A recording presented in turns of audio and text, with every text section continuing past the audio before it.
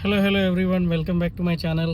And ఈరోజు ఇట్లా ఉంది షార్లెట్ పరిస్థితి.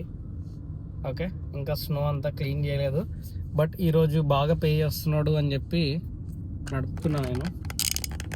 కాకపోతే రిస్క్ ఉన్న చోట ఏం నడపట్లేదు, హైవేల మీద అది ఇది జస్ట్ లోకల్లోనే చూసుకొని నడుపుతున్నాను అనమాట.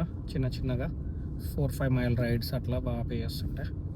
అండ్ ఇంకోటి ఏంటంటే, నాకు ఈ వీడియో చేయాలనిపించింది. ఇందాక నాకు ఒక ప్యాసింజర్ మంచి టిప్ ఇచ్చాడు అనమాట. సో అప్పుడు నాకు ఇది గుర్తొచ్చింది ఒక ఇన్సిడెంట్. ఏంటి అంటే, ఊబర్ పార్కింగ్ లాట్లో కొంతమంది లైక్ వేరే నేషనాలిటీస్ చాలామంది ఉంటారు ఇక్కడ. లైక్ సౌత్ అమెరికన్ కంట్రీస్ వాళ్ళు, లేకపోతే టర్కీ, ఆఫ్ఘనిస్తాను, లేకపోతే యుక్రెయిన్, ఇట్లా చాలా కంట్రీస్ వాళ్ళు ఉంటారు డ్రైవర్స్. సో వీళ్ళందరూ నిలబడి ఇట్లా మాట్లాడుకుంటా చిట్ చాట్ చేస్తారు కదా రైడ్లు లేనప్పుడు బయట నిలబడి ఊబర్ లాట్లో. సో ఇండియన్ ప్యాసింజర్స్ గురించి కొంచెం బ్యాడ్గా మాట్లాడతారు. అండ్ ఇది ఏంటంటే, షార్లెట్లో ఇండియన్స్ కొంచెం ఎక్కువనే కదా.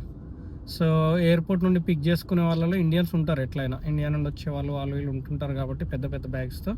సో వీళ్ళు ఏం చేస్తారంటే, బేసికల్గా మన వాళ్ళతోటి ఏంటంటే ప్రాబ్లము, ఇప్పుడు బ్యాక్ హోమ్ ఇండియాలో డ్రైవరు లేకపోతే ఆటో వాడినో కార్ ట్యాక్సీ వాడినో ఎట్లా ట్రీట్ చేస్తారో, లైక్ ఎట్లా ట్రీట్ చేస్తారంటే ఏమంత రెస్పెక్ట్ఫుల్గా ఏం చేయరు కదా, మన దగ్గర తెలిసిందే రైట్. మెకానిక్ అయినా వాన్ వీలు ఆడేడి ఈడేడి ఇట్లా మాట్లాడతారు.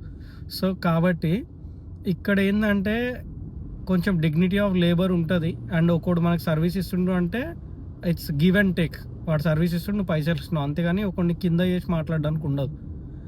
సో ఏమవుతుందంటే, మన వాళ్ళు ఎయిర్పోర్ట్ దగ్గర ఈ చాలా బ్యాగ్స్ ఉంటాయి కాబట్టి ఇంటర్నేషనల్ ట్రిప్స్ నుండి వచ్చే వాళ్ళు బ్యాగులు పెట్టిస్తారు డ్రైవర్లతోటి. So we are not obligated to do that, ఓకేనా. సో అవుట్ ఆఫ్ కర్టసీ చేయడమే, డ్రైవర్ ఏదో మ్యాండేటరీ రూల్ ఏం కాదు అది చేయాలని. సో ఓకే, చేపించినారు, బ్యాగులు పెట్టించారు, బ్యాగులు తీపిచ్చారు. అట్లీస్ట్ ఎంతో అంత టిప్ ఇస్తే వాళ్ళకు కూడా హ్యాపీగా అనిపిస్తుంది డ్రైవర్స్కి. అంతేగాని వాడేదో లైక్ ఇంకా వాడు ఇవన్నీ చేయాల్సిందే అన్నట్టు చేయించుకొని. అండ్ కొంతమంది ఇంకా కార్లో ఉండి దించిన తర్వాత ఇంటి డోర్ దగ్గర కూడా తీసుకురా అని చెప్పి అడిగే వాళ్ళు కూడా ఉంటారు. కొంతమంది డ్రైవర్స్ డైరెక్ట్ డినై చేస్తారు, కొంతమంది చేస్తారు, సర్లే టిప్ ఇస్తారేమో అని ఆశతో. అట్లా చేయించుకొని కూడా టిప్ ఇయ్యని వాళ్ళు ఉన్నారు మన వాళ్ళు.